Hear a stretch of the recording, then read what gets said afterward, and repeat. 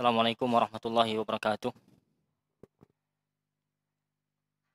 Innal hamdalillah nahmaduhu wa nasta'inuhu wa nastaghfiruh wa na'udzu billahi min shururi anfusina wa min sayyiati a'malina.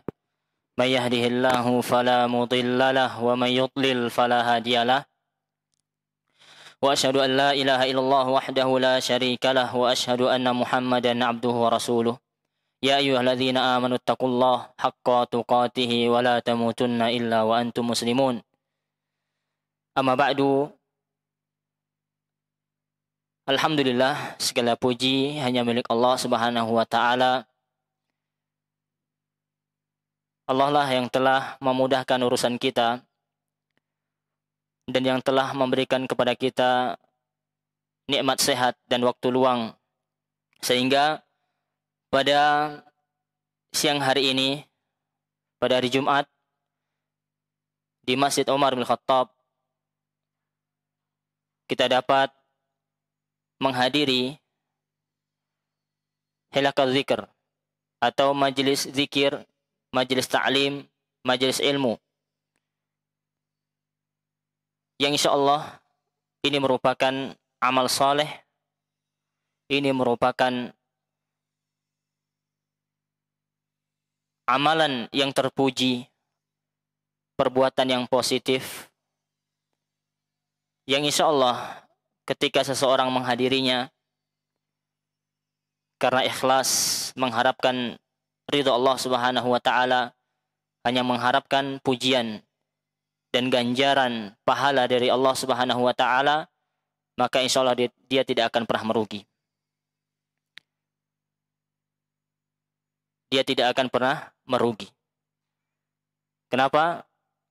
Allah Subhanahu wa taala berfirman di dalam surah Al-Asr, wal 'asr, demi masa, demi waktu.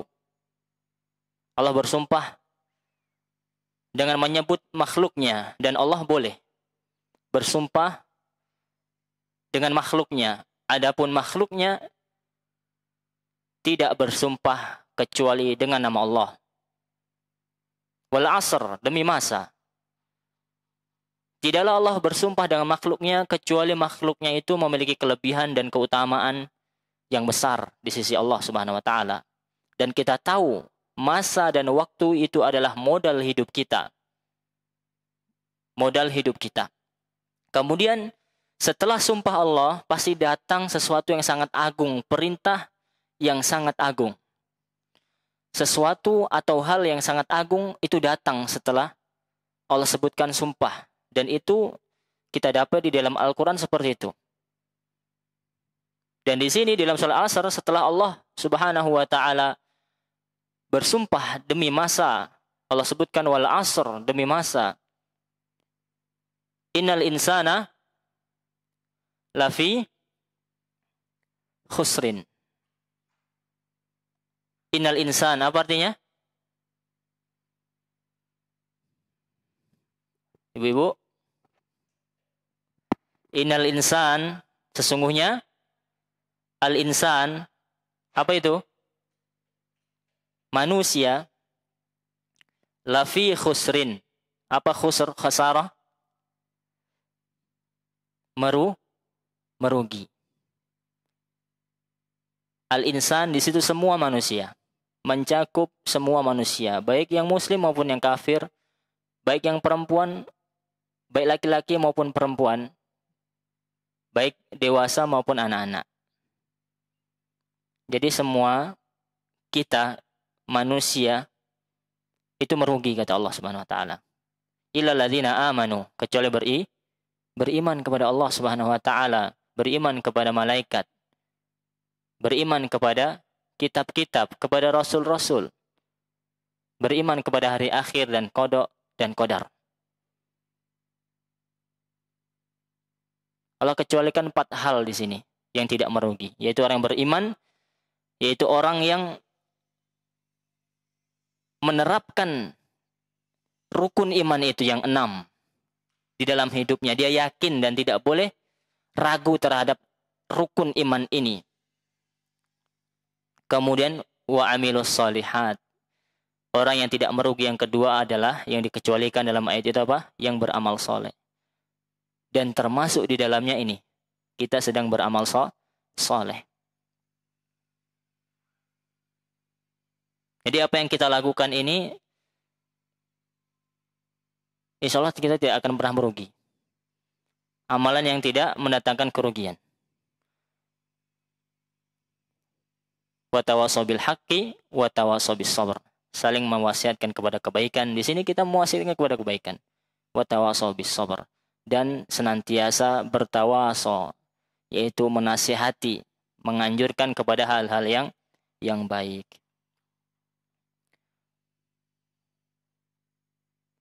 Tak lupa ya, salawat dan salam senantiasa tercurahkan kepada baginda Nabi besar Muhammad sallallahu alaihi wasallam. Baiklah ibu-ibu, para jamaah Masjid Umar bin Khattab yang semoga dirahmati oleh Allah Subhanahu wa taala. Ana ingin bertanya, sering dan ana bertanyakan ini. Karena agar kita apa? Tahu gitu. Tidak lupa dan selalu diingatkan terkait dengan menuntut ilmu. Menuntut ilmu. Salah satunya cara menuntut ilmu adalah mendatangi majelis ilmu seperti saat ini. Dan ini merupakan nikmat kemudahan dari Allah Subhanahu wa taala. Di daerah kita ada majelis ilmu yang disampaikan di dalamnya ilmu dari Al-Qur'an dan Sunnah dengan pemahaman yang sahih, yang benar, sesuai yang dipahami oleh sahabat Nabi Shallallahu Alaihi Wasallam dan para ulama. Pertanyaannya adalah apa pentingnya mendatangi majelis ilmu? Apa faedahnya? Apa?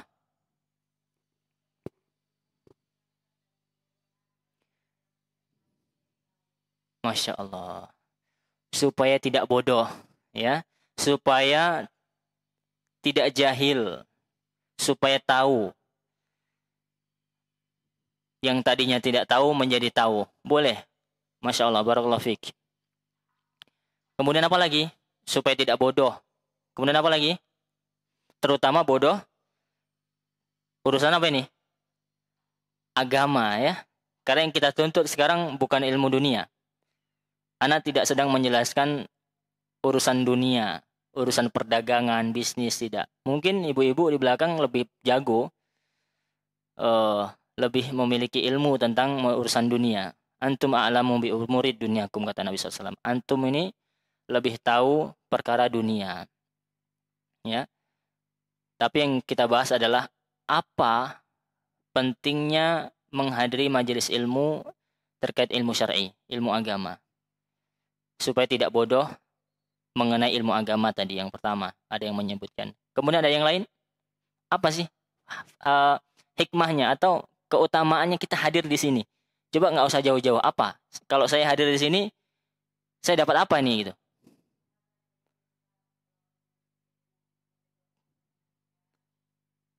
Didoakan malaikat.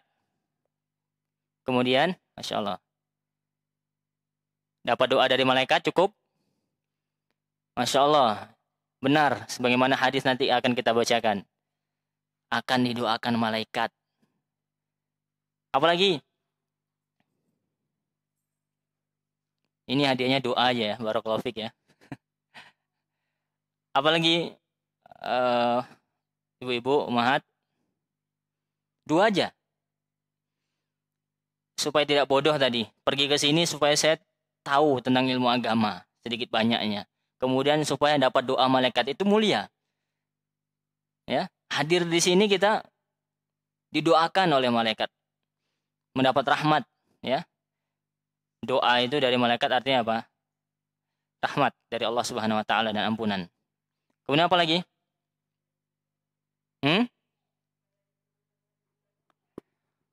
Masya Allah. Supaya turun sakinah. Apa itu sakinah? Mawaddah warahmah. Ketenangan, ya tidak? Saking tenangnya di belakang tuh, wah campur aduk. Ketenangan hati ya maksudnya ibu-ibu ya. Hati menjadi tenang. Urusan di rumah mungkin banyak, apalagi ibu-ibu nih. Tugasnya mencuci lah. Baik cuci kain maupun cuci piring.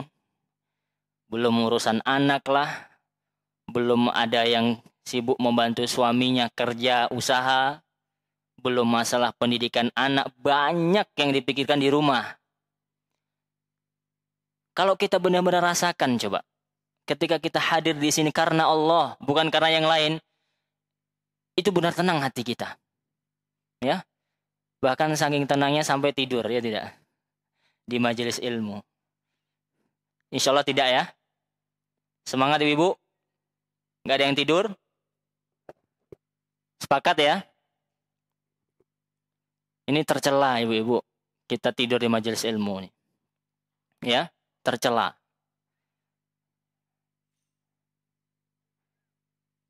Kita ini harus semangat ya, persiapan segala sesuatunya. Nanti kita sebutkan bagaimana ulama itu semangat nuntut ilmu, bukan sambilan, bukan apa, memang disiapkan. Benar-benar siap. Bahkan jauh-jauh sebelum dimulai itu sudah datang gitu. Jadinya wajar para ulama itu apa? Benar-benar jadi ilmunya, menempel dalam hati. Timbul ketaatan, timbul amal gara-gara ilmu tersebut, timbul khasyatullah. Mahabbatullah, rasa takut dan benar-benar cinta sama Allah. Karena apa? Sedikun niat. Mereka jujur dalam niatnya itu. Tayyib, tadi supaya tidak bodoh. Kemudian supaya mendapat doa malaikat. Kemudian supaya mendapat ketenangan jiwa. Itu betul semua tuh. 100 sudah tuh. Ada lagi? Apakah terbatas 3? Masya Allah. Itu sesuai dengan hadis juga. Tadi yang sakinah tadi juga, kemudian yang ini juga. Malaikat mendapat doa malaikat itu hadis. Kemudian man salaka tariqan yaltamisu fihi ilman sahalallahu lahu bihi tariqan ilal jannah, mendapatkan kemudahan. Diberikan kemudahan ketika kita datang nih ke majelis ilmu ini, insya Allah Allah mudahkan nih jalan menuju surga. Apalagi? Terakhir deh. Supaya kita mulai lagi, ibu-ibu. Baru 4 disebutkan supaya ganjil lah.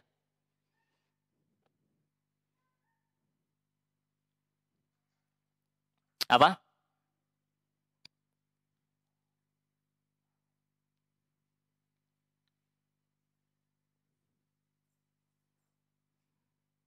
Ayo.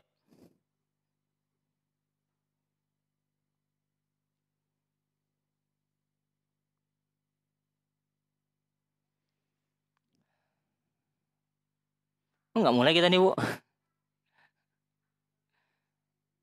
Apa lagi? Nggak usah jauh-jauh. Apa yang ibu dapat? Walau nggak harus sesuai dengan hadis ya. Hal positif apa yang ibu-ibu dapat ketika hadir sekarang nih di majelis ilmu? Hah? Taib. Mendapatkan ampunan. Ya. Boleh. Cukup? Itu doa malaikat ya. Diampunkan. Mendapat ampunan dari Allah Subhanahu wa ta'ala. Kemudian disebutkan namanya di sisi malaikat. Itu diantara keutamaannya. Jadi nama-nama ibu-ibu ini disebutkan oleh Allah. Wa dzakarallahu fiman indah. Di dalam hadis itu apa? Allah menyebut nama-nama orang-orang yang hadir ke majelis ilmu fiman indah. Allah sebutkan, Allah puji nama-nama tersebut di hadapan malaikat. Malaikat itu makhluk biasa atau yang luar biasa, Ibu? Yang luar biasa, bukan luar biasa, luar biasa. Ya. Makhluk Allah yang mulia, nggak pernah luput dari yang namanya ibadah, tidak pernah berbuat dosa. Selalu taat kepada Allah Subhanahu wa ta'ala. Kita saja, Ibu, nggak usahlah disebut Allah. Disebut di dunia ini oleh presiden. nama kita di tag misalkan di media sosial tuh, di hadapan followernya, itu bangga apa tidak kita? Langsung itu, langsung apa? Langsung bangga pasti. Presiden nyebutin nama kita, dipuji lagi. Itu langsung rating kita naik tuh, ya tidak? Ya tidak, Ibu?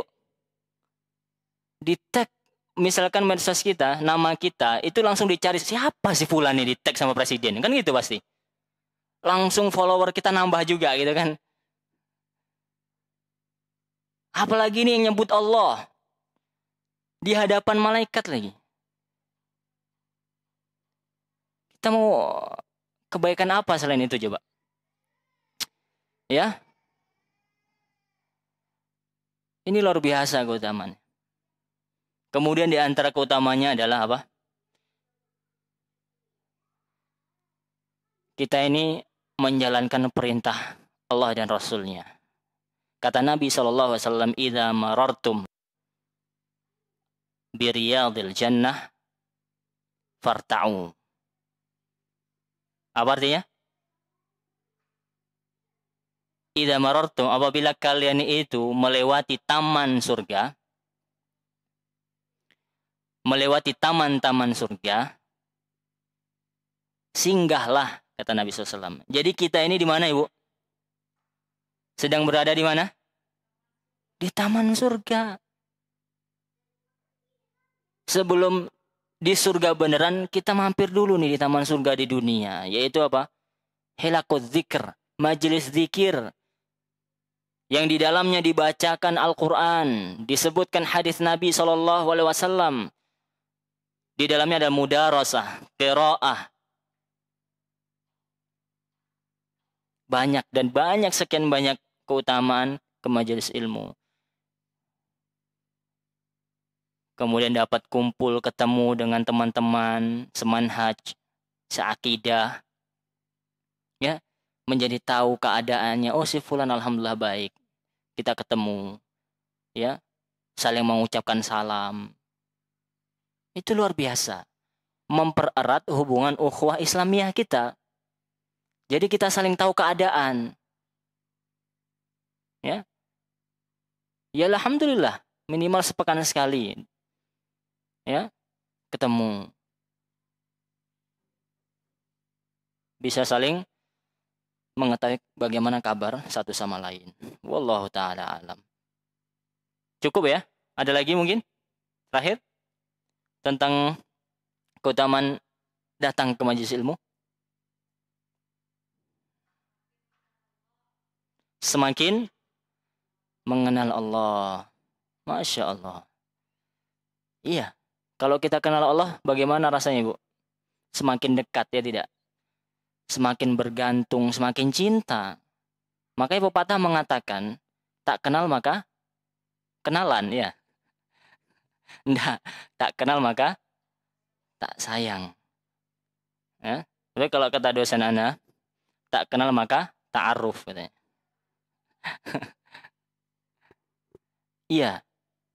Kita ini kadang nggak suka sama orang atau nggak suka dengan sesuatu karena belum kenal saja. Orang itu seperti itu. Dia karena nggak kenal sama Allah. Coba kalau dia benar-benar tahu hakikat Allah yang selama ini memberikan kesehatan dia, memudahkan urusannya, memberikan rizki, memberikan anak, memberikan segala hal sesuatu yang dia gunakan, yang dia butuhkan di dunia ini. Itu Allah semuanya. Maka dia akan selalu cinta dan senantiasa cinta sama Allah Subhanahu wa taala. Tidak pernah lupa kepada Allah. Dia akan butuh kepada Allah Subhanahu wa taala. Orang kalau udah kenal atau cinta dengan Allah, dia akan bawakan Allah itu kepada setiap urusannya. Dia tidak akan pernah lupa, tidak akan meninggalkan Allah di setiap urusannya. Begitulah orang jatuh cinta. Yang ada di pikirannya itu aja, orang yang dicintai. Ya, makan ingat, ya. Ngapain pun ingat. Tapi kita enggak. Ya. Kita ingat Allah kapan? Ketika susah.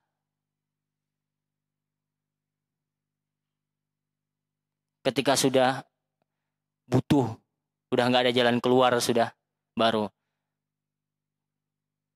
minta doa sama Allah Subhanahu wa taala. Enggak. Muslim yang baik itu apa? Senang maupun susah ingat sama Allah Subhanahu wa taala. Taib, yang akan kita bahas adalah hadis Nabi SAW, hadis yang mulia ya dari sahabat Abu Hurairah radhiyallahu anhu.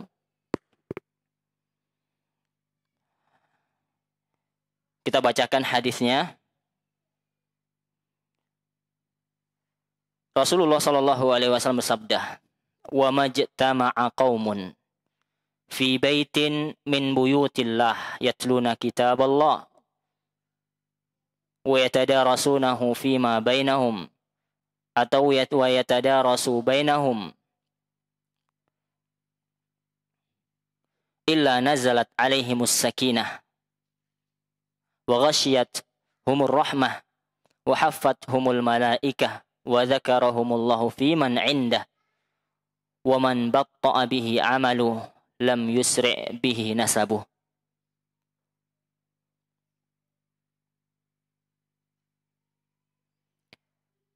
Yang artinya, tidaklah suatu kaum berkumpul di salah satu rumah Allah, kemudian mereka membacakan kitabullah dan mempelajarinya, kecuali nazalat, akan turun kepada mereka as-sakinah. Ini sesuai jawaban ibu tadi. Ketenangan. Tenang hati kita. Yang sebelumnya mungkin gundah gulana, ya banyak masalah, ini dan itu.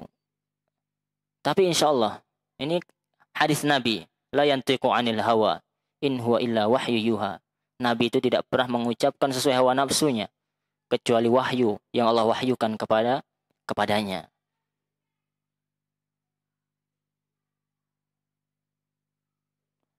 Illa nazalat alaihimus sakinah, kecuali turun kepada mereka ketenangan.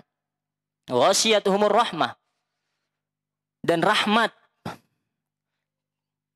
akan meliputi mereka.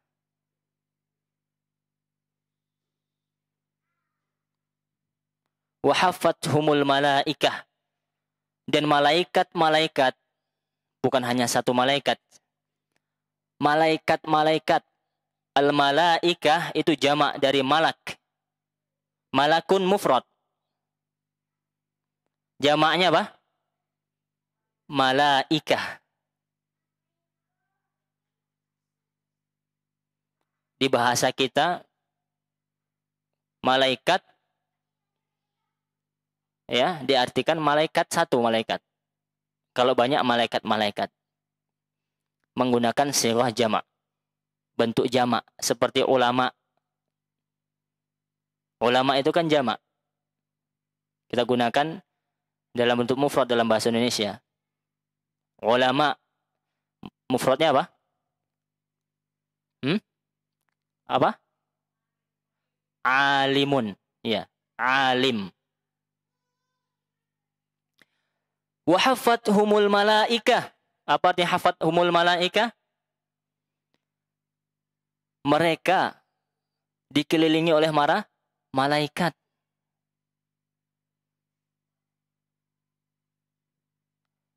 Ya, di sekeliling kita ada malaikat. Mana Ustaz nggak nampak? Itu kan rukun iman yang harus kita imani. Makanya ibu-ibu datang ke majelis ilmu apa? Supaya tidak mengganggu manusia, kawan kita maupun malaikat yang sedang hadir, makhluk Allah yang paling mulia, kita berpakaian yang bagus, yang rapi, duduknya yang bagus, wangi, ya, bersih. Sehingga kita tidak mengganggu malaikat. Wa dzakarahumullahu fi man indah. Apa tadi ini artinya? Wa dzakarahumullah. Zakaro di sini apa artinya? Zikir itu apa artinya? Mengingat, ya. Atau lebih tepatnya memuji.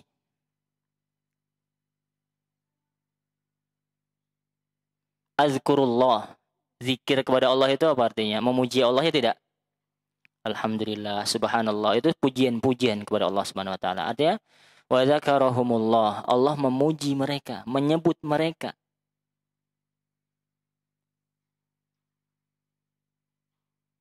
Fiman indah.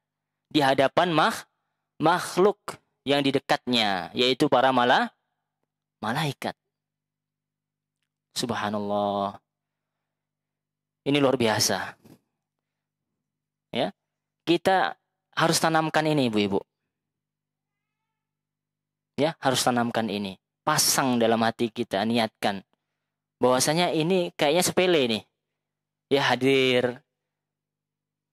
Orang hadir, kita hadir juga. Ya kan? Tapi ini loh, kata Nabi SAW. Allah sebut nama kita nih yang hadir majelis ilmu nih. Yang berkumpul di sini. Waman batta'a bihi amaluh. Apa ini artinya? Bati. Apa? Ya. Kurang amalannya. Waman batta'a bihi amaluh. Bati ini apa? Pelan. Kalau ibarat apa itu? Jalannya kayak apa namanya? Binatang yang pelan itu. Siput ya. Siput ini bati. Tapi kalau yang cepat apa? Kucing, boleh. Ini cepat ya, ingat nama binatang ya. Iya.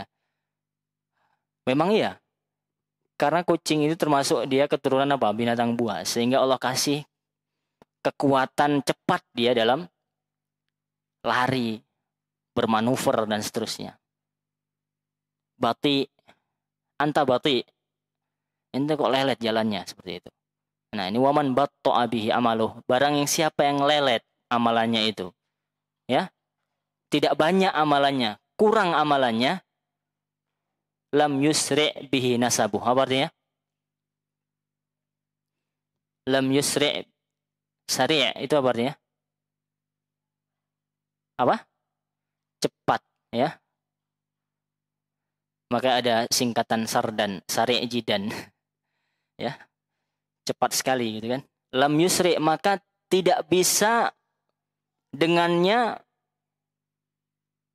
ditolong oleh nasabnya. Maka dia itu tidak bisa ditolong dengan nasabnya. Walaupun mungkin dia nasabnya tinggi gitu kan. Keturunan Nabi SAW. Tapi kalau dia tidak beramal, amalannya bati tadi. Amalnya lambat, tidak banyak. Amalannya kurang, ya nasabnya walaupun setinggi apapun nggak akan bisa nolong dia. Karena jannah, surga, ini tidak bisa dibeli dengan apa? Nasab. Yang memasukkan manusia ke dalam surga itu apa? Apa? Rahmat, bukan begitu? Ya, rahmat ya. Kalau bukan rahmat Allah. Kemudian amalanlah yang menentukan derajat kita di surga. Ada yang derajatnya yang tinggi, ada yang biasa-biasa saja, ada yang rendah. Itu amalannya. Tapi pada hakikatnya, ya, rahmat Allah. Tapi intinya apa? Ya amal, kita harus beramal. Kalau kita ingin tinggi derajatnya di surga harus beramal. Nggak bisa hanya mengandalkan nasab saja. Nasab tinggi. Tapi amalannya sedikit. Bahkan menyalahi apa yang diperintahkan oleh Rasulullah SAW. Maka ini tidak bisa menolong dia. Seperti itu. Hadis ini diriwayatkan oleh Imam Muslim dalam sahihnya. Kemudian Abu Dawud dalam sunannya. Dan Ibnu Majah di dalam sunannya. Yang meriwayatkan siapa tadi? Sahabat siapa? Abu Hurairah. Siapa yang tahu nama lengkap Abu Hurairah? Nama asli beliau. Abu Hurairah itu apa? Ya, kucing. Kenapa disebut Abu Hurairah?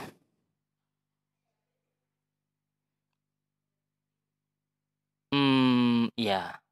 Beliau radhiyallahu anhu memiliki kucing. Seekor kucing yang beliau suka dengan kucing tersebut.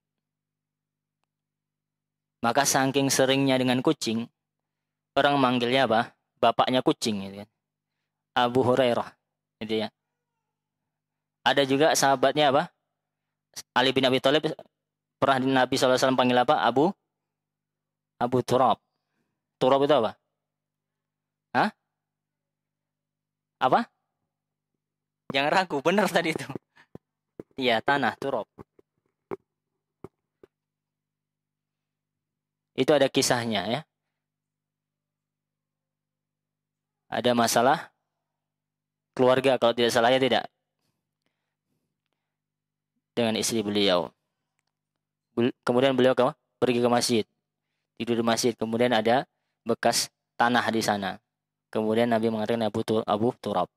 Kalau Abu Hurairah ini karena kucing yang beliau sukai. Dia memiliki kucing. Kemudian sering dengan kucing maka dipanggil dengan sebutan Abu Hurairah. Kunyah beliau. Radhiyallahu anhu. Nama asli beliau siapa? Nama lengkapnya?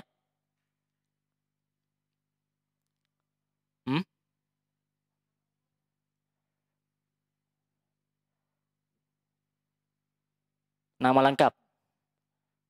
Nama kakak ya. Bukan nama akrab atau panggilan atau julukan. Contoh, Ana misalkan Abu Nabilah misalkan. Abdurrahman ibn Sakhr Ad-Dawsi. Masya Allah. 100 ya. Barakallahu fiik. Jazakumullah khairan. Ya. Kenapa? Selesai Bu kalau sama Google Bu. Selesai. Iya. Cocok itu Bu. Tapi benar diingat lagi ya. Masya Allah. Terus diingat-ingat. Jangan kadang kita kayak gitu ya. Kadang kita mencari ilmu. Satu ilmu. Misalkan ini contohnya. Nama asli Abu Hurairah. Itu ketemu langsung di Google. Tapi tujuan kita mencari nama asli itu hanya untuk menjawab soal pertanyaan. Artinya sudah tersetting di otak kita. Hanya untuk menjawab pertanyaan Ustadz. Nanti keluar dari masjid itu hilang. Karena tujuannya apa? Mencari ilmu untuk menjawab soal. Ini anak sering sampaikan sama anak-anak santri. Ini mana ujian semester. Anak katakan, nak, kalau ujian itu, antum kan otomatis murajaah. Masya Allah. Itu luar biasa. Santri itu kalau musim ujian nih, Bu. Itu salut kita dengan suasananya. Oh, ke masjid bawa buku, murojaah. Ya, kemana-mana murojaah, membaca dan seterusnya. Ya, tapi jangan pernah Anda bilang kayak gitu. Jangan setting bahwasanya antum belajar ini, menghafal ini, tujuannya untuk menjawab soal ujian. Sangat sayang. Kalau antum setting seperti itu, antum selesai, antum kumpul soal, keluar dari ruang ujian, hilang itu maklumat. Tapi antum niatkan murojaahnya itu untuk apa? Ya untuk selamanya. Ini memang ilmu yang aku butuhkan gitu loh. Sebenarnya mindset apa ya? Pola pikir kemudian mengolah hati saja. Kemudian anak bilang ikhlaskan niat. Ketika murojaah, antum menghafal Al-Quran ketika mau ujian tahfiz misalkan. Menghafal murojaah banyak. Yang mungkin dulunya nggak pernah kalau nggak ujian sebanyak itu murojaah. Kemudian waktu durasinya juga. Pasti lama dia mau duduk tujuannya apa? Murojaah kemudian supaya bisa menjawab ujian. Soal-soal ujian yang akan ditanyakan oleh ustadznya. Maka niatkan, ikhlaskan Allah. Ini ladang pahala bagi antum, anak bilang seperti itu. Maka seperti tadi tentang nama sahabat ya. Abdurrahman bin Sakhr Ad-Dawsi. Taib. Itulah kita terkadang harus sering belajar dan terus membaca biografi para sahabat. Intinya kita harus banyak membaca, menggali tentang ulama-ulama kita, para sahabat tentunya. Seharusnya kita lebih tahu tentang biografi mereka. Kemudian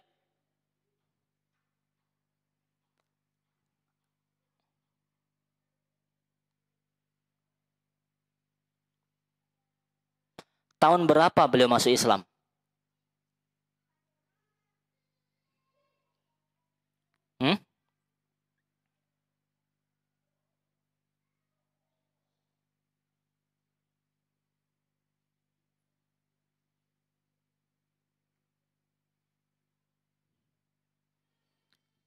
Tahun berapa beliau masuk Islam?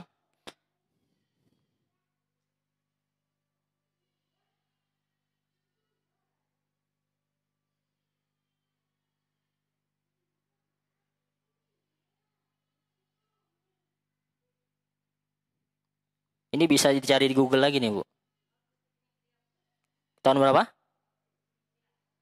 7. Ya. Benar atau benar? Benar ya. Tahun 7 Hijriah. Artinya ini cepat atau lambat beliau masuk Islam?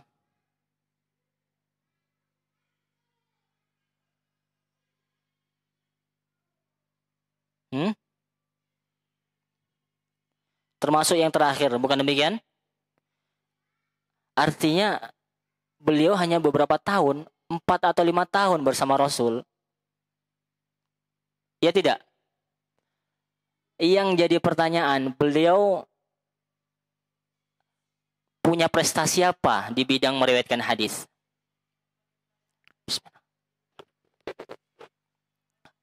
Sahabat yang paling banyak meriwayatkan hadis. Apa yang dapat kita ambil pelajaran di sini?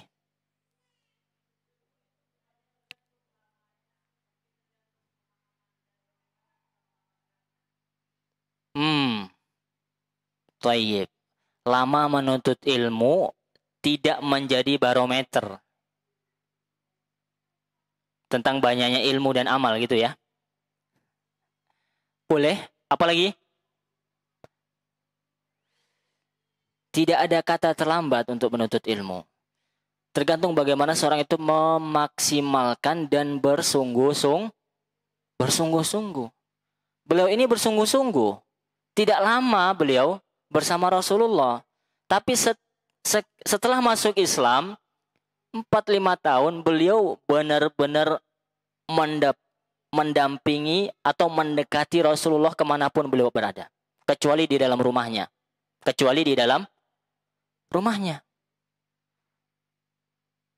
Bahkan beliau mungkin tidak disibukkan dengan urusan dunia, dengan pekerjaannya.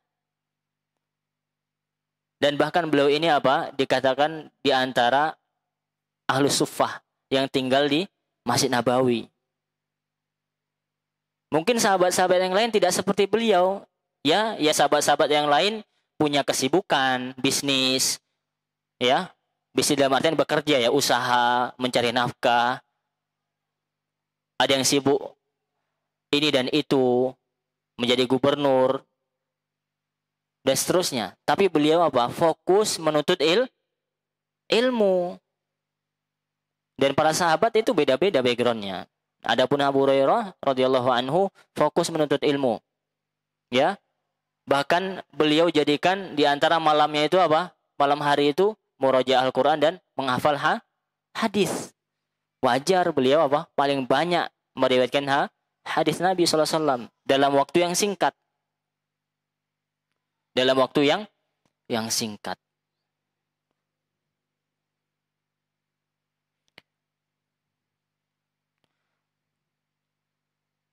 Ya, waktu yang singkat itu 3 atau 4 tahun benar-benar dimanfaatkan oleh beliau radhiyallahu anhu, ya, senantiasa membersamai Rasulullah sallallahu alaihi wasallam.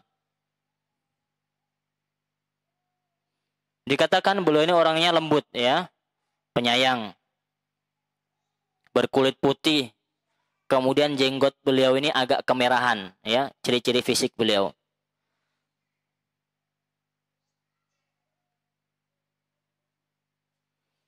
Kemudian kita masuk kepada penjelasan hadis. Wa majtama'a qaumun. Apa itu tadi artinya? Tidaklah suatu kaum ijtima'. Apa ijtima'? Hah? Berkumpul. Ya, bisa juga kalau bahasa kita itu merapat. Ya. Ayo kita rapat. Hayya najtami'. Ya, najtami'. Rapat atau berkumpul.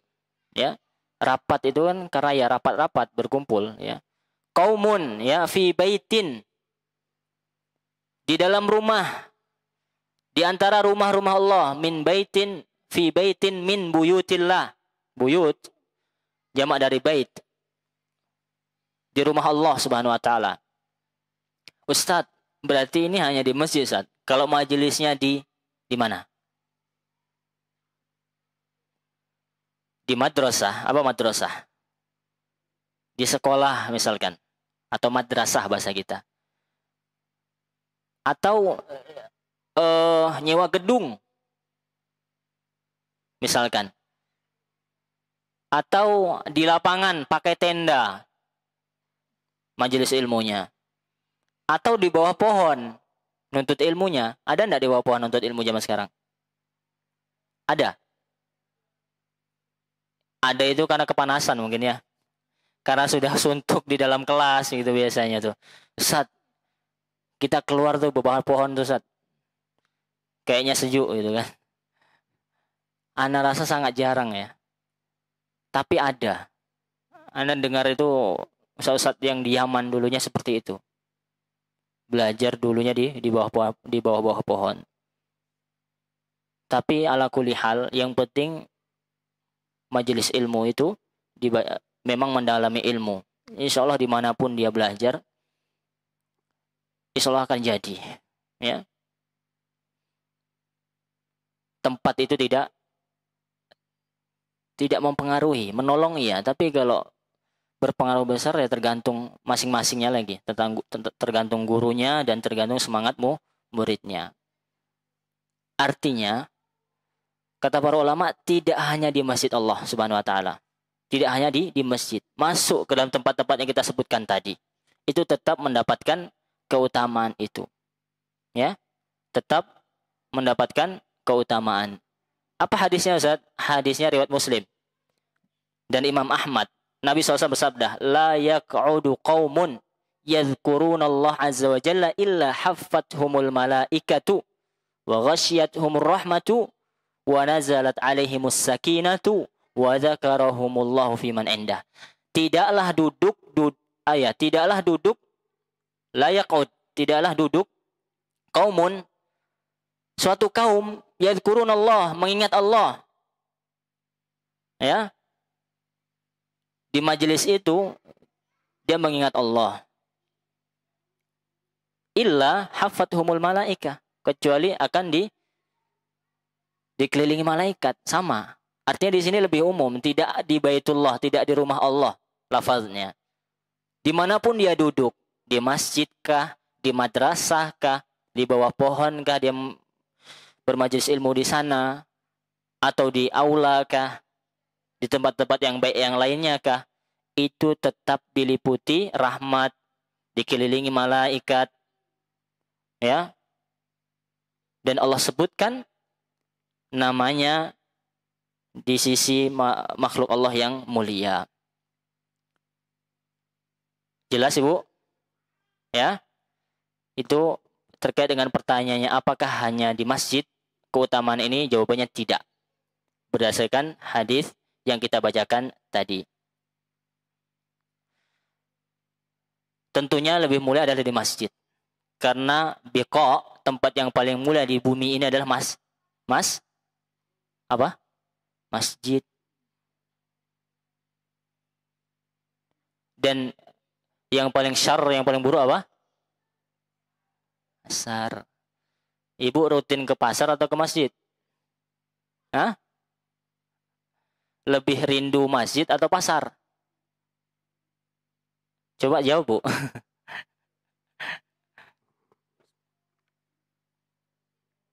Lebih berkesan di masjid atau di pasar gitu kan? Itu menjadi pertanyaan itu. Katanya tempat terbaik. Sepakat. Masjid, Ustaz. Tempat terburuk, pasar. Ya. Tapi kita lebih siap ke pasar daripada ke masjid. Ke pasar buat dompet yang besar tebal. Ya. Semua dipersiapkan, ditulis not apa catatan, beli ini, beli itu. Pakai buku, pakai catatan tuh. Kalau dapat cabai centang, dapat bawang centang. Yang belum dapat itu masih tercatat di situ. Kalau di masjid, wis tawakal sudah. Tidak bawa apa-apa, sampai masjid sudah. Mana persiapannya? Bawa buku kita catat. Nanti kita bacakan itu. Adab majelis ilmu. Satunya mencatat.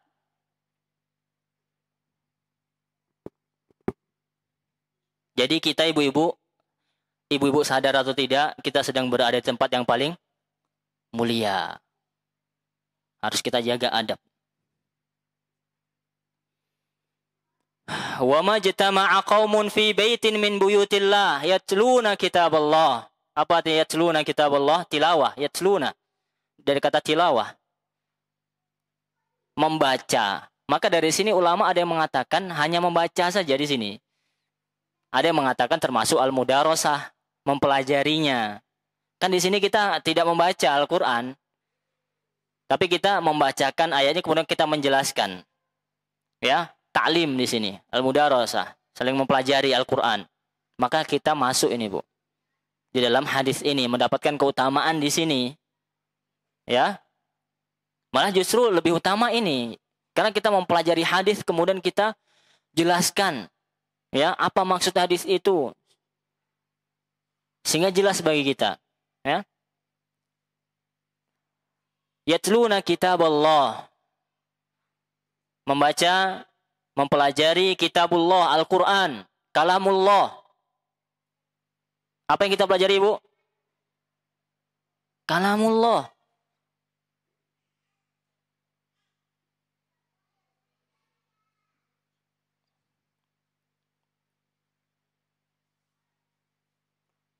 Sebaik-baik kalam. Sebaik-baik kalam. Wa yatadarasunahu bainahum. Dan mereka saling mempelajarinya. Nah, ini ada tadarus. Tadarus ini apa? Saling mempelajari. Fi'il yang kata kerja yang melibatkan lebih dari satu orang. Seperti at-ta'awun. Saling kerjasama. Apa kata Allah? Wa ta'awanu 'alal birri wat taqwa. Wa la ta'awanu 'alal itsmi wal 'udwan. Dan jangan tolong-menolong dalam dosa dan maksiat. Ibu, kita butuh enggak tolong-menolong? Sangat butuh. Di sini Allah perintahkan tidak, wa ta'awanu itu perintah, ya tidak? Apa artinya wa ta'awanu? Salinglah tolong menolong. Saling tolong menolong apa, Ustaz? Apa kata Allah? Lanjutan ayatnya apa? Wa ta'awanu 'ala al-birr wat taqwa. Bir itu apa? Birrul walidain. Berbuat baik. Jadi ibu-ibu, betapa banyak kebaikan yang kita capai ini harus dengan saling tolong menolong. Salah satunya ini nih kita nih, bermajelis ilmu. Ini perbuatan baik apa tidak? Sepakat baik? Baik ya? Jadi kita, apa maksud tolong menolong di dalam kajian ini, Ustaz? Ya? Kan tadi harus ada minimal 2 orang di dalam hal ini. Maksudnya begini, kajian ini tidak akan terwujud, tidak akan terjadi kalau tidak ada saling tolong-menolong. Paham? Ana datang, kalau antuna, ibu-ibu nggak datang, apa yang terjadi? Ana ngomong sendiri. Ya tidak? Sebaliknya, ibu-ibu datang, anak nggak datang, nggak terjadi nih kebaikan ini nih, kajian. Kita harus saling menolong. Ustadznya sama ibu-ibu harus saling tolong menolong. Hadir. Ada yang mendengar, ada yang berbicara. Atau contoh lain, yang butuh tolong menolong masjid ini. Masjid Umar bin Khattab, nama sahabat radhiyallahu anhu. Ini terjadi karena tolong menolong apa tidak? Karena tolong menolong. Dan bisa beroperasional, bisa nyala lampunya, bisa dingin AC-nya, bisa apa lagi? Bisa bersih masjidnya, nyaman masjidnya. Itu karena wa ta'awanu tadi. Tolong menolong. Yang itu merupakan perintah. Wa ta'awanu itu adalah sighah amr, perintah dari Allah Subhanahu wa taala. Allah perintahkan kita untuk apa? Saling tolong menolong. Maka tolonglah dakwah ini supaya tetap jalan.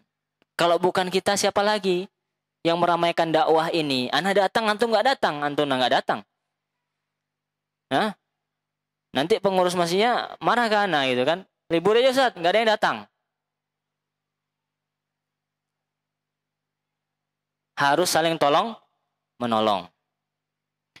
Wa tadarasunahu bainahum.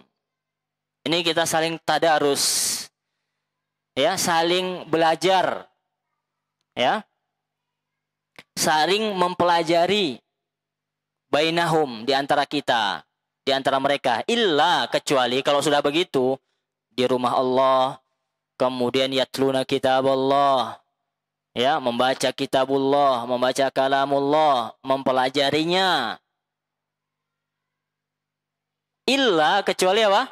Nazalat alaihimus sakinah. Ini yang pertama nih.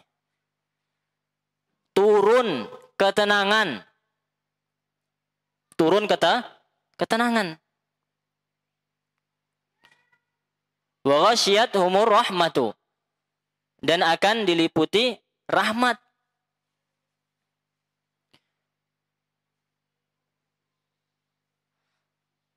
Wa hafathumul malaikah, dan malaikat akan mengelilingi mereka. Wa dzakarahumullahu fi man indah, dan Allah akan menyebutkannya, memujinya di hadapan malaikat.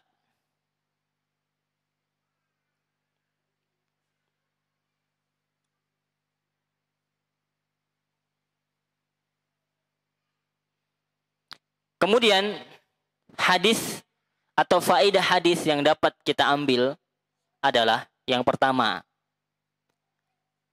Poin yang pertama dari hadis yang kita bacakan, yang pertama apa? Pentingnya majelis ilmu. Penting tidak, Ibu? Penting tidak? Ini kayaknya nggak sepakat, cuma satu orang nih. Nggak penting kita. Harus duduk dulu. Ya. Masalah penting tidaknya ini mempengaruhi ke depannya gitu loh. Mempengaruhi bagaimana bahkan anak-anak kita nanti gitu loh. Iya Ibu, apa urusannya sama anak-anak kita? Pentingnya majelis ilmu dengan masa depan anak-anak kita.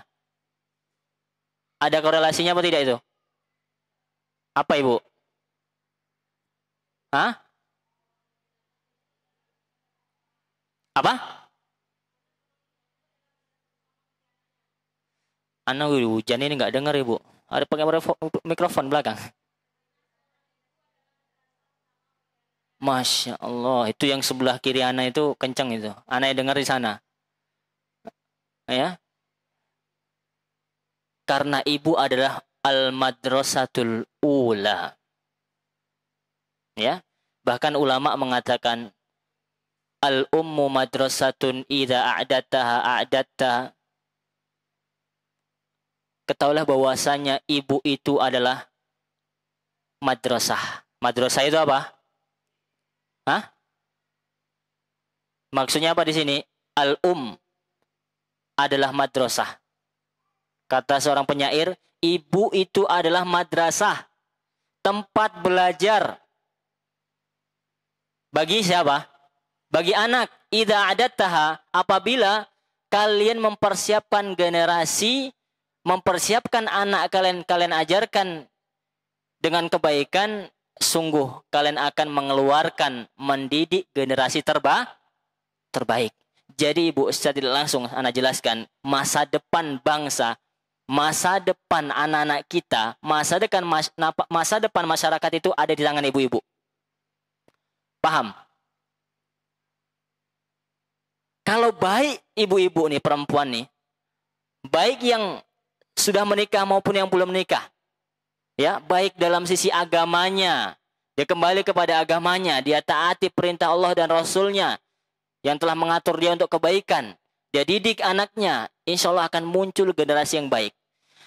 Maka orang musuh-musuh Islam, orang-orang kafir, orang yang benci dengan Islam itu paham betul. Mereka sangat paham dengan ini, sehingga mereka apa? Berusaha sekeras mungkin untuk merusak wanita. Ini harus kita sadari. Karena mereka tahu, karena ibu-ibu inilah, wanita inilah, calon ibu inilah yang akan berpengaruh besar terhadap generasi yang akan datang. Kalau baik ibunya, mengarahkan dengan baik anaknya, mendidik anaknya, mengenalkan kepada agama sejak dini, insya Allah mereka itu, anak-anak itu akan tumbuh di atas kebaikan. Tapi kalau sudah wanita ini sibuk dengan urusan kerjaannya misalnya, acuh dan cuek terhadap pendidikan anaknya. Sedangkan kata para ulama, pendidikan yang paling penting itulah pendidikan prasekolah. Pendidikan anak itu apa? Yang menentukan itulah pendidikan anak prasekolah, sebelum sekolah. Sebelum anak usia 6 tahun. Kalau benar itu pendidikan sebelum sekolah itu, nanti ketika dia sekolah itu akan baik, mudah dididik. Insya Allah, setelah rahmat dari Allah Subhanahu wa Ta'ala. Jangan anggap anak kecil itu masih kecil, ngomong aja belum, Ustaz. Lihatlah anak kecil itu, belum setahun saja dia udah memperhatikan kita tuh. Kita ajarkan dada, setiap kita mau pergi, dada dia. Melambaikan tangan maksudnya. Artinya dia itu apa? Meniru. Sejak kecil. Maka Ibu, ya, mari kita persiapkan generasi terbaik. Ibu, para ummahat, ya, didik anaknya sedini mungkin.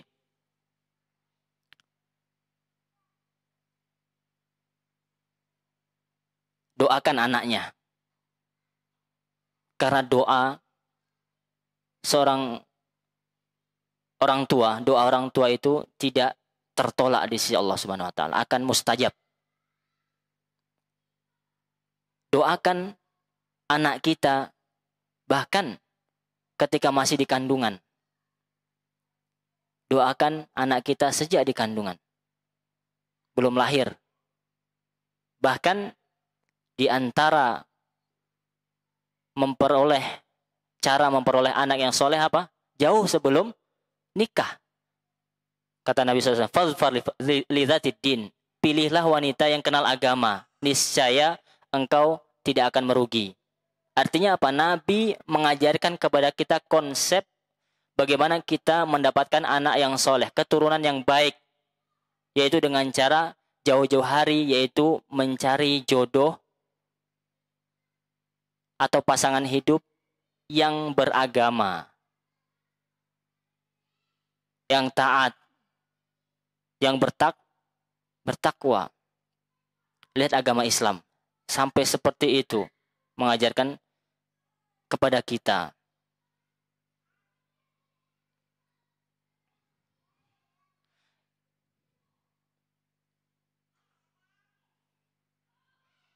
Kemudian tadi poin yang pertama apa? Faedah hadis yang pertama apa?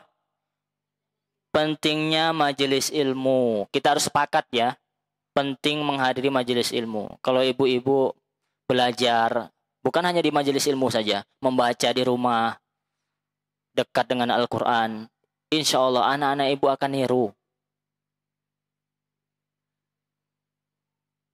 Ya, secara tidak langsung ibu-ibu mendidik madrasah di rumah itu, memberi contoh seharusnya yang baik. Kata Imam Ghazali seperti itu. Anak ini polos, seperti kayu yang belum dipahat. Tinggal kita aja, kita mau ukir apa, mau pahat apa, mau bentuk apa anak kita ini. Kalau kita arahkan ke baik, kita bentuk lingkungan baik, anak ini akan tumbuh kepada yang baik. Tapi sebaliknya, kalau kita coret dengan keburukan, kita arahkan kepada keburukan, kita berikan lingkungan yang buruk, dia akan tumbuh di atas keburukan. Waliyadzubillah.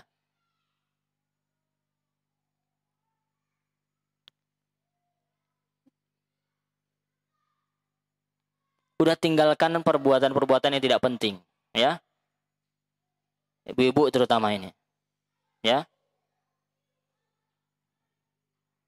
Banyak tanggung jawab kita, mendidik anak, tanggung jawab berbakti kepada orang tua juga ada, ya.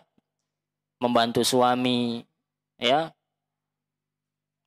Kewajiban ini dan itu banyak, nggak usah lah ngurusin yang lain-lain sudah, ya.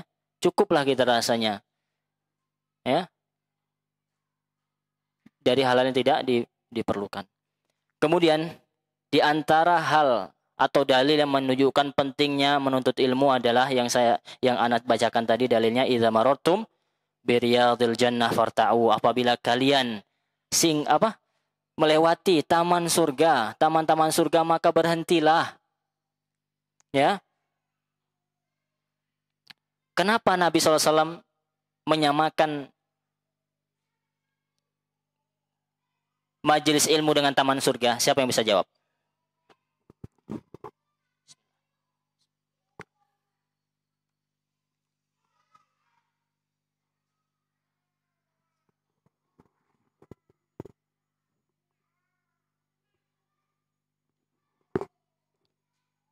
Kenapa, Ibu?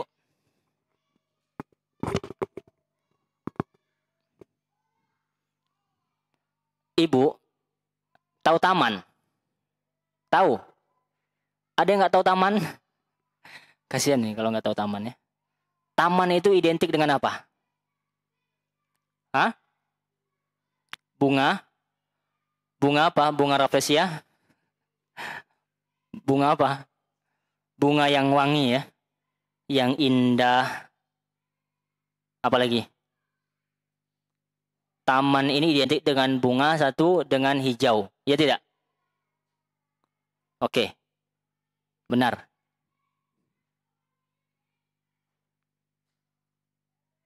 Artinya di taman itu tempatnya apa? Sejuk, ya tidak? Nyaman, wangi, indah, menenangkan hati, ya tidak?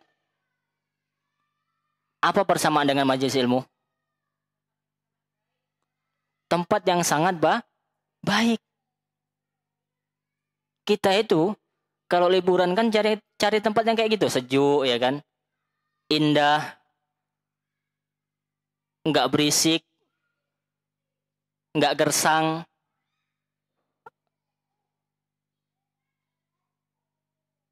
Untuk apa? Menenangkan hati. Dan itu ada di majelis ilmu, Ibu. Ya, udah rehlahnya nggak usah jauh-jauh ke Masjid Umar bin Khattab. Ya, rehlah apa itu? Syar'iyah gitu ya. Rehlah ya, perjalanan yang indah menuntut ilmu itu. Maka oleh sebab itu kata Nabi SAW, farta'u, ketika kalian lewat di tempat yang seperti itu, mampir, singgahlah gitu. Bayangkan ibu-ibu, ketika ibu mau ke suatu tempat, kemudian melihat ada tempat yang indah seperti itu, pasti ngomong tuh sama suaminya, bang, mampir bang, makan di sini aja lah, tempatnya sejuk, enak, bersih, condong hati kita, ya tidak? Ya tidak, Ibu? Iya, pasti itu. Itulah taman surga. Itulah gambaran dari taman surga, majelis ilmu. Maka kita jaga taman surga ini, majelis ilmu ini. Ya, hiasi dengan sikap-sikap indah kita. Ya. Jaga kesakralannya. Ya.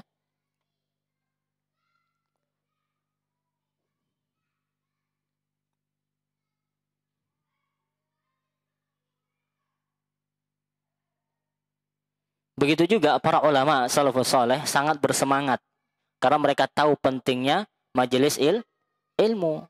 Mereka sangat semangat untuk menghadiri majelis ilmu.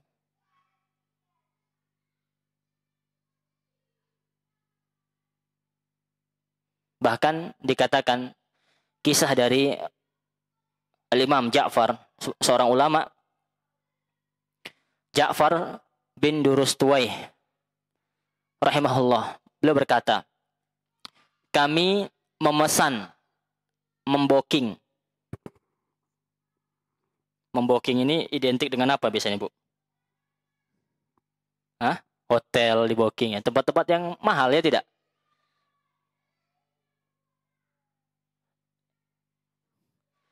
Tapi yang di booking dalam perkataan beliau ini bukan hotel, tapi memboking majelis ilmu. Ini gharib, asing di telinga kita. Ada orang memboking majelis ilmu.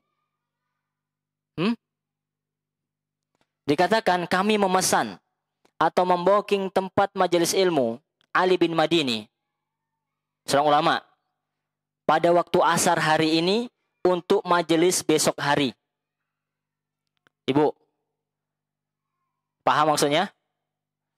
Majelis ilmunya itu, kajiannya itu besok. Tapi datangnya kapan? Hari ini. Misalkan hari Sabtu pagi kajiannya. Jumat sore, ya, Jumat sore di waktu asar, dia sudah booking, sudah datang. Ini kata Ja'far bin Durustuwaih rahimahullah.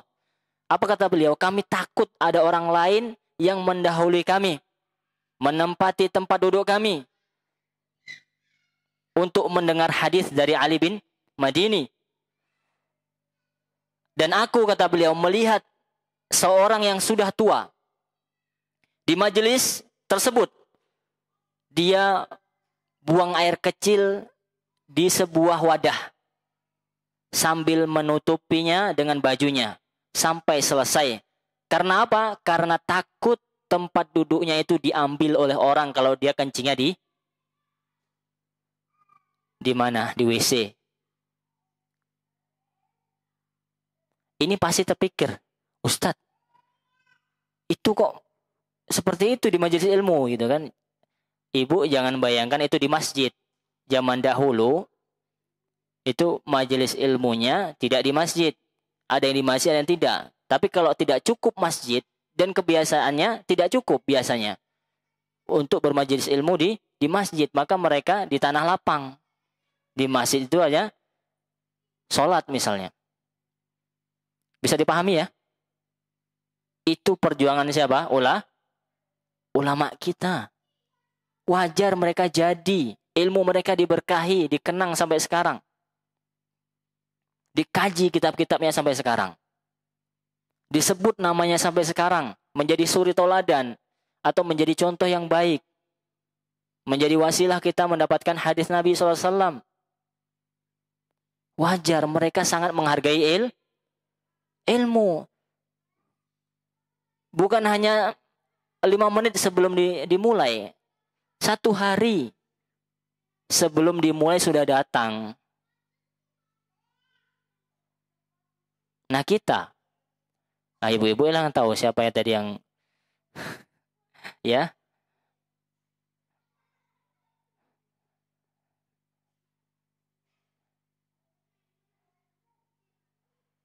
Ya wajar lah. Ya. Kita kadang di sini kekurangan kita, Ibu. Jadi ilmu kita ini kurang berkah rasanya. Kurang Kurang berkah. Kenapa? Karena kecintaan kepada ilmu itu kurang di hati kita. Itu masalahnya. Itu masalah besarnya. Tapi kalau kita benar cinta sama ilmu, Allah akan kasih kita ilmu.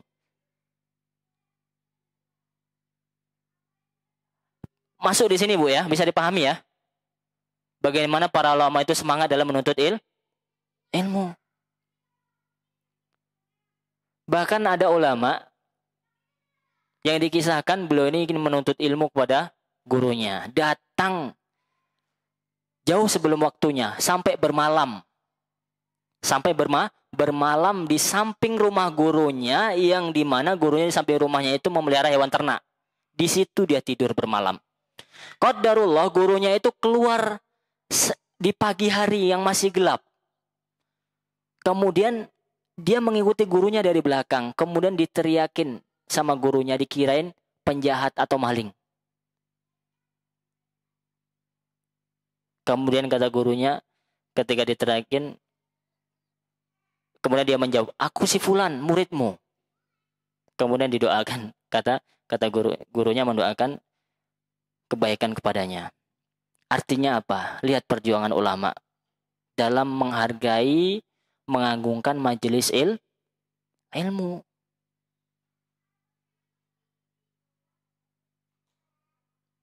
Ini harus kita introspeksi diri lah. Kita harus evaluasi.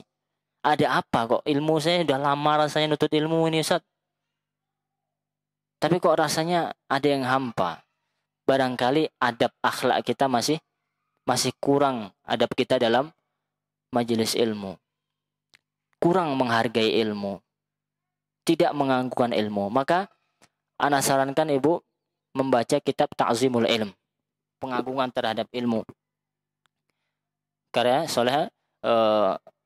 Syekh Shalih Utsaimin.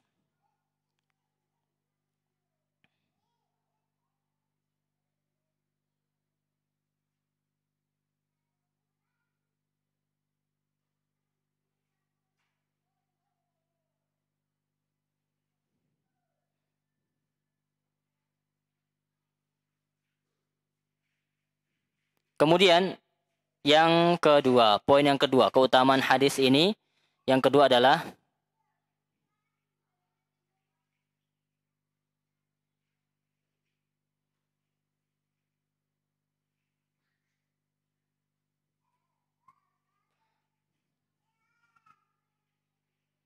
adab majelis ilmu. Ya, di antara hal yang dapat kita ambil pelajaran dalam hadis ini adalah kita mendapat adab majelis ilmu. Apa adab-adab dalam majelis ilmu, Ibu? Apa adabnya? Yang harus kita jalankan. Apa? Ikhlas. Masya Allah. Sahih. Yang pertama kali harus ikhlas. Ikhlas ini amalan apa? Hati kita.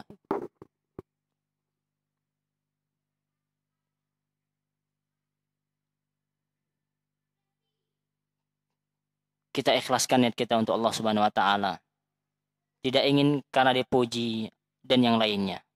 Tujuan kita datang ke sini ada karena Allah. Ini adalah perintah Allah Subhanahu wa taala.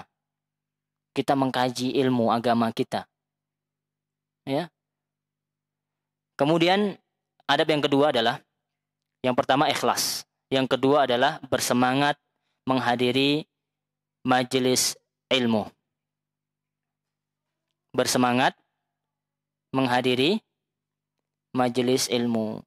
Jangan loyo, jangan malas-malasan, ya. Harus semangat. Seperti tadi, seperti ibu-ibu semangat pergi ke pasar, nggak tahu hujan panas pergi. Karena butuh nih.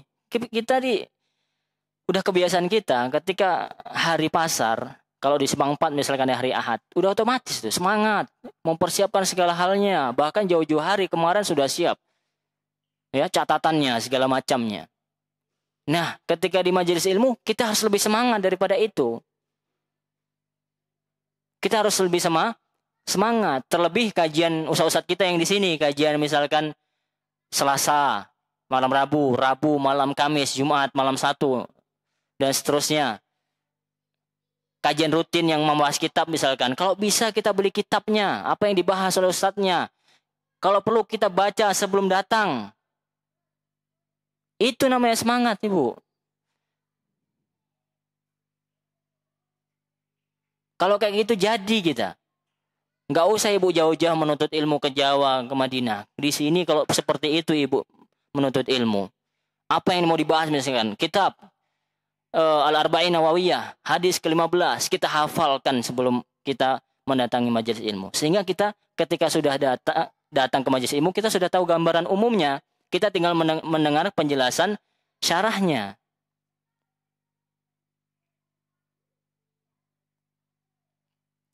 Tapi kalau tidak semangat, perginya terlambat, bukan karena uzur misalkan. Kalau yang uzur mungkin tidak apa-apa lah. Jauh, hujan dan seterusnya, ban bocor, ya anak rewel, itu di luar kemampuan kita. Ya, tapi kalau selama tidak ada uzur, datang tepat waktu, 5 menit sebelum dimulai dan seterusnya. Ini namanya semangat.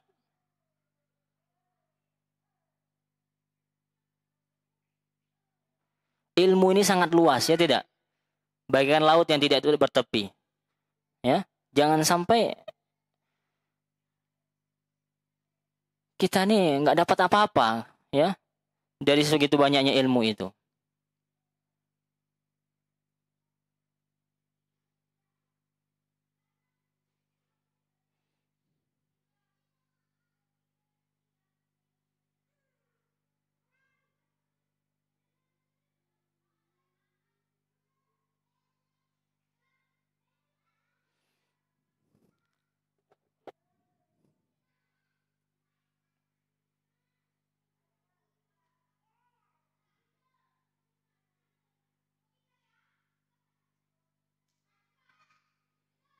Itu yang keberapa tadi? Yang kedua. Apa yang kedua? Bersemangat, ya.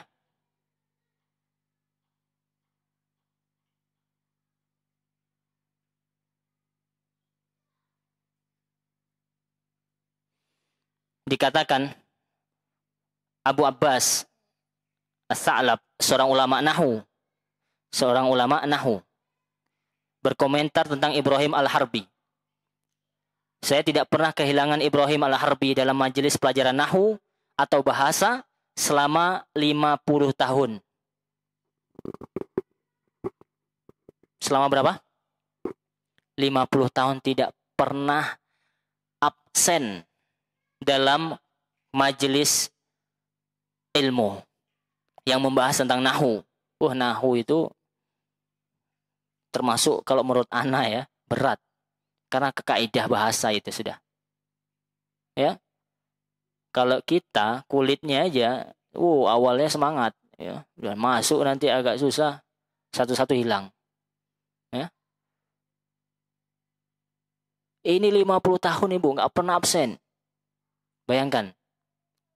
Lantas pertanyaannya apa yang didapatkan oleh Ibrahim Al-Harbi tadi? Akhirnya dikatakan belum menjadi ulama besar dunia. Ya. Menjadi ulama besar. Jadi intinya apa? Intinya adalah ilmu itu tidak bisa didapatkan dengan harta. Ya. Ilmu itu tidak bisa didapatkan dengan harta waris.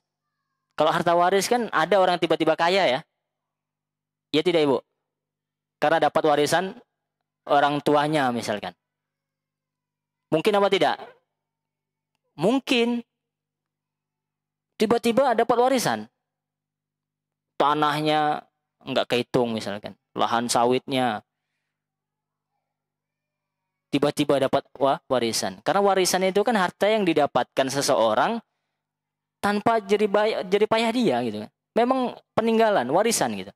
Kalau ilmu nggak bisa.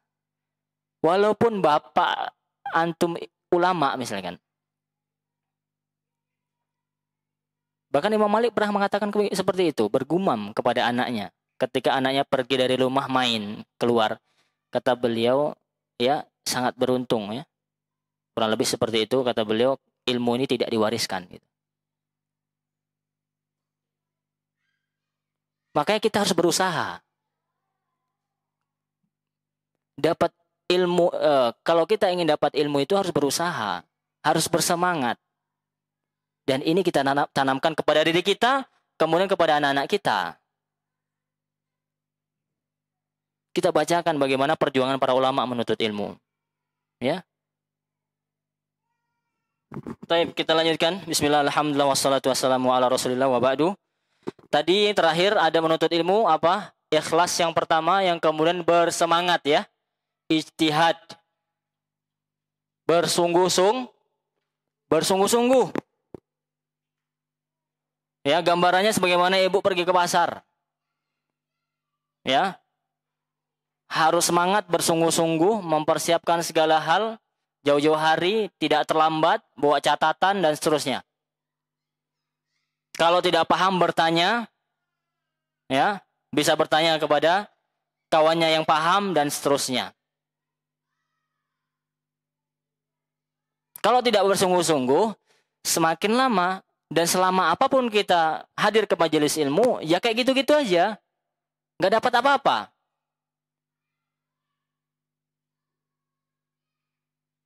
Nah ini harus digarisbawahi. Semangat. Harus semangat. Kemudian adab yang ketiga. Terkait dengan keutamaan terkait adab. Ya. Yaitu bersegera datang ke majelis ilmu dan tidak terlambat. Kalau bisa nomor 1. Sebelum orang datang kita datang. Ini adab.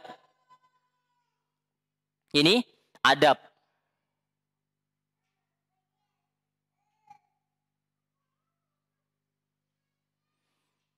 Maka insya Allah kalau ada orang yang seperti ini, datang tepat waktu, bahkan jauh sebelum dimulai dia datang, insya Allah dia akan mendapatkan faedah yang banyak. Mendapatkan ilmu yang banyak. Diberkahi ilmunya, karena dia mengagungkan ilmu itu.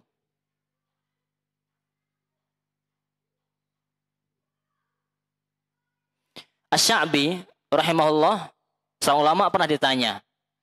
Dikatakan kepada beliau, dari mana engkau mendapatkan ilmu ini semua? Artinya ilmu beliau banyak ya. Dari mana engkau mendapatkannya? Kata beliau apa?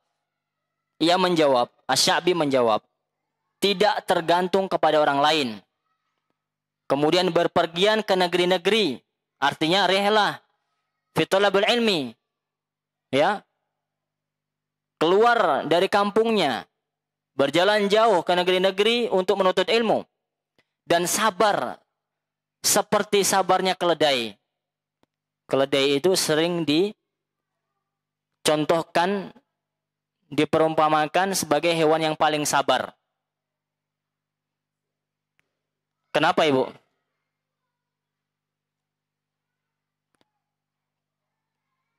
Kenapa? Iya tidak, keledai itu penyabar. Iya, lihat dia sering ngangkat barang ya. Dibawa aja. Kayak gitu, nggak melawan dia, sabar dia. Ya. Kemudian kalau orang Arab ya sabar identik dengan keledai. Kadang kebodohan juga diidentikan dengan keledai. Kemudian kalau setia, hewan apa?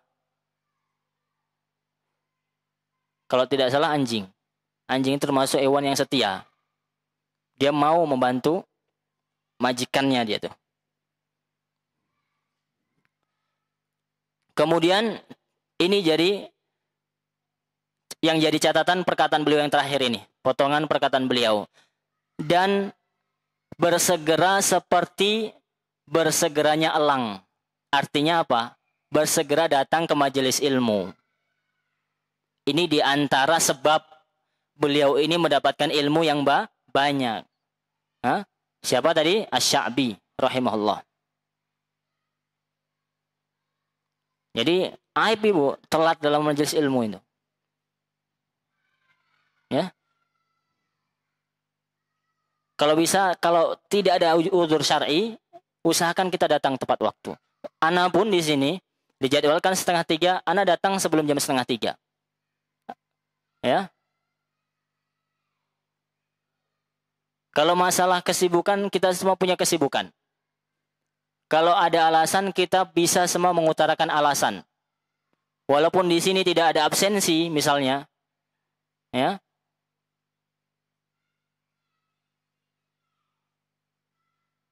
Tapi Allah tidak akan pernah luput dari apa yang kita lakukan. Malaikat Allah tidak akan pernah luput dari apa yang kita lakukan. Yang kita harapkan adalah ridho Allah Subhanahu wa taala. Walaupun ada absensi, orang sekarang mudah aja kerjasama, ya tidak Ibu? Kawan, telepon dulu kan, isi absen dulu. Anak izin dulu terlambat, nah itu. Secanggih apapun, secanggih juga orang mengakalinya, bisa. Tapi kalau yang ditanamkan adalah kedisiplinan, walaupun tidak ada absensi, walaupun nggak ada orang, karena dia sadar betul, Allah tahu. Itu memang tanggung jawab dia, misalkan. Insya Allah dia akan disiplin. Dan disiplin itu dimulai kapan? Dari diri kita. Jangan nunggu orang lain. Kalau kita nunggu orang lain, nunggu atasan disiplin, kita nggak akan pernah disiplin. Nah, atasannya aja terlambat. Nah, kapan kita akan disiplin? Mulai dari kita dulu. Alah, ustadznya terlambat, katanya kan. Mulai dari diri kita. Disiplin itu nggak dari siapa-siapa, dari kita. Kita yang berkomitmen disiplin. Saya tidak boleh terlambat. Bisa dipahami? Taib, itu yang keberapa tuh? Bersegera datang menuntut ilmu dan tidak terlambat. Ketiga.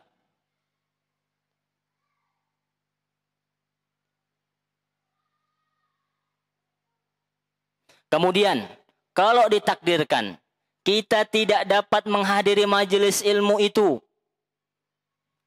apa yang kita lakukan? Mencari apa yang kita tidak dapatkan tadi. Tanya sama kawan yang hadir. Kalau sekarang nih, alhamdulillah di depan anak ada kamera yang live ini. Ini gunanya teknologi. Gitu. Lengkap bahkan. Dari awal sampai akhir. Kalau antum tanya sama kawan antum, misalkan yang hadir di sini, kadang dia lupa juga gitu kan, apalagi nggak nyatat gitu. Pokoknya itu katanya. Ah, itu repot kita itu. Pokoknya bagus tadi gitu kan. Banyak disampaikan Ustaz, apa? Nggak tahu dia, karena nggak nyatat. Ini pentingnya mencatat. Jadi bisa kita mentransfer ilmu itu kepada yang tidak hadir misalkan. Atau minimal kita bisa memurojaah. Gunanya kita catat itu apa? Untuk kita murojaah, kita buka lagi di rumah. Sehingga ilmu itu bermanfaat.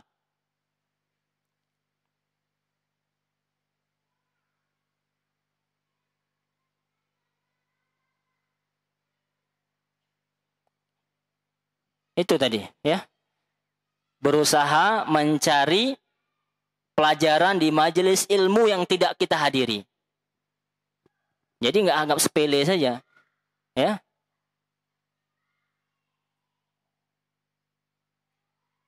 Ah, nggak hadir ya sudah lah. Tidak, ya. Kemudian adab yang berikutnya ketika hadir di majelis ilmu, mencatat fawaid, faidah-faidah yang didapatkan, ya, dari kajian atau dari majelis ilmu tersebut.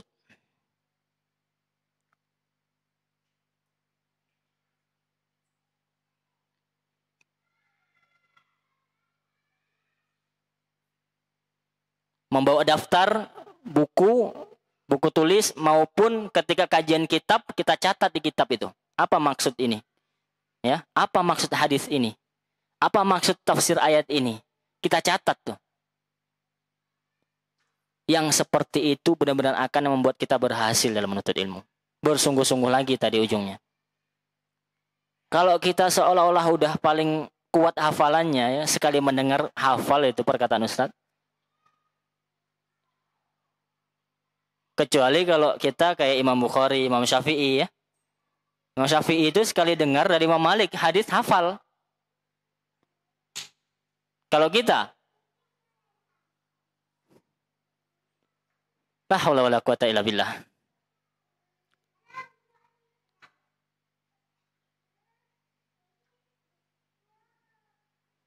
Sudahlah tidak kuat hafalannya dan juga tidak mencatat. Ini sudah jatuh, tertimpa tangga.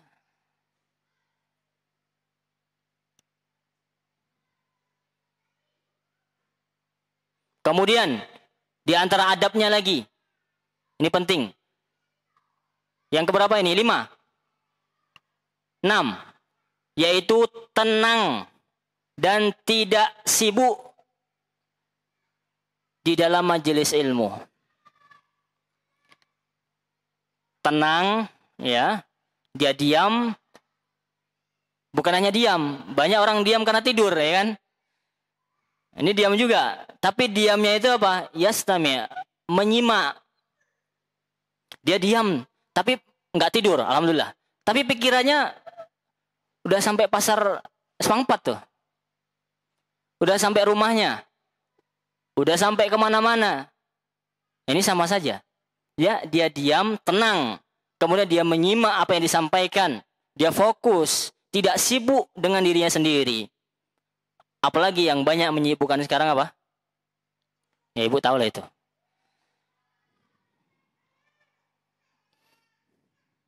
Itu termasuk adab dalam menuntut ilmu.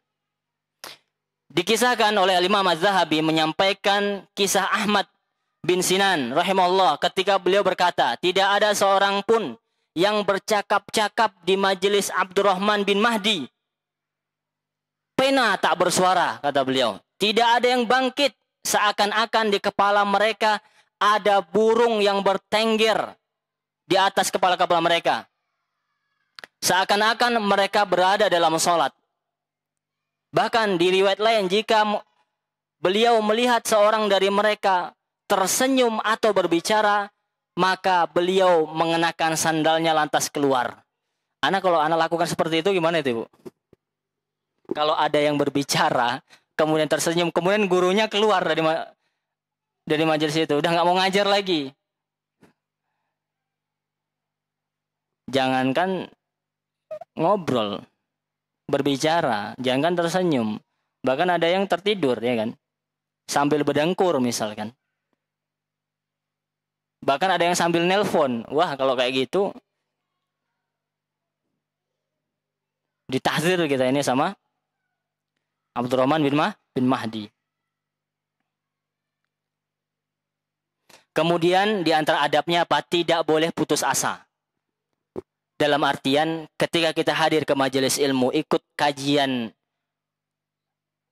ustadz, ulama misalkan, kemudian kita qadarullah nggak paham tuh pelajarannya. Kita tidak boleh berputus asa. Yang penting kita sudah bersungguh-sungguh, Ibu. Berusaha untuk memahami, kita mencatat, kita sudah tanya. Karena ingat bahwasannya kecerdasan manusia, kecerdasan seseorang itu sama atau berbeda-beda? Berbeda-beda. Ya. Kadang ada yang cepat memahami, ada yang lambat, harus diulang-ulang. Itu berbeda-beda. Ya. Lihat apa yang dilakukan para ulama dalam menuntut ilmu dan mencari jawaban dari setiap permasalahan, dari satu permasalahan. Di antaranya yang dilakukan oleh Asy-Syaikh Muhammad Ibn Amin Asy-Shinqiti. Diceritakan ada satu masalah yang belum beliau pahami. Ada satu masalah yang belum beliau pahami. Kemudian dikatakan, lalu aku kembali ke rumah dan meneliti masalah itu dan terus meneliti, mencari jawaban dari masalah. Sedangkan kata beliau, pembantuku meletakkan lampu atau lilin di atas kepalanya, di atas kepalaku. Adapun saya terus meneliti sampai lewat 3 atau 4 hari. Sampai terbit fajar hari itu. Kemudian lalu beliau berkata, lalu terpecahkanlah problem tersebut. Ini sekelas Syekh Al-Amin Asy-Shinqiti, Muhammad bin Al-Amin Asy-Shinqiti, seorang ulama. Ya. Beliau memahami satu masalah, beliau teliti sampai apa? 3 sampai 4 hari untuk memahaminya. Dan beliau terus berusaha dan tidak berputus asa Dan sedangkan kita udah nggak hafal, malas lagi untuk memahami. Udah langsung putus asa, oh, susah. Udah kalau ada bilang susah, nggak bisa, ada tuh.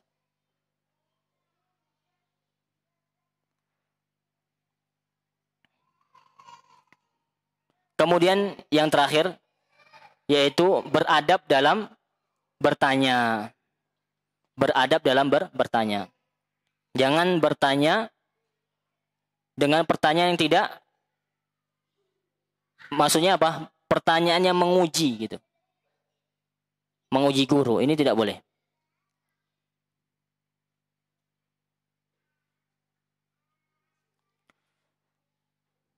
Kemudian jangan bertanya sesuatu yang tidak dibutuhkan. Yang ada nanti malah memberatkan. Ya sama kayak di sekolah kan gitu. Anak-anak besok kerjakan tugas ini di kertas lembar. Kan banyak pertanyaan setelah itu. Kertasnya ukuran apa katanya? Diketik atau ditulis? Tangan. Itu nanti lama-lama dipersulit sama gurunya. Itu.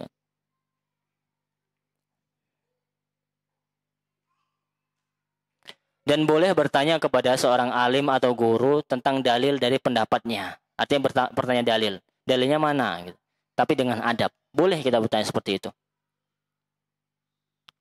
Kemudian ketika ada yang belum jelas, ustadznya menyampaikan, dia boleh bertanya. Apa yang dimaksud itu Ustadz? Gitu. Itu boleh. Itu yang dilakukan oleh sahabat Ibnu Mas'ud. Ya. Atau ketika Ibnu Mas'ud mengatakan sholaitu ma'an Nabi SAW, aku telah sholat bersama Nabi SAW pada suatu malam. Beliau ceritakan Nabi terus berdiri. Hatta hamamtu bi amrin su. Sampai aku ingin melakukan perbuatan yang buruk. Ya, fakulna wa ma hamamta. Kemudian teman-temannya Ibnu Mas'ud mengatakan, apa yang engkau maksud ingin melakukan perbuatan buruk itu? Ini kan bertanya, nggak paham dia maksud Ibnu Mas'ud itu apa, yang perbuatan yang ingin dilakukan itu. Sahabat bertanya, apa yang kau maksud? Kata Ibnu Mas'ud, aku ingin keluar dari sholat tersebut karena terlalu lamanya Nabi SAW berdiri melakukan sholat. Kemudian yang terakhir adalah mengambil akhlak dan budi pekerti sang guru. Ya, ambil akhlak baiknya. Ya. Sebagaimana di kajian Imam Ahmad itu banyak yang menghadiri ribuan orang, ya. Dikatakan yang mencatat hadis dari beliau hanya 500. Hanya 500 orang, ya. Yang selebihnya itu mengambil akhlak dan adabnya Imam Ahmad rahimahullah. Aqulu qouli hadza wa astaghfirullah li wa lakum wa billahi taufik. Subhanakallahumma bihamdika asyhadu an la ilaha illa anta astaghfiruka wa atubu ilaik. Wassalamualaikum warahmatullahi wabarakatuh.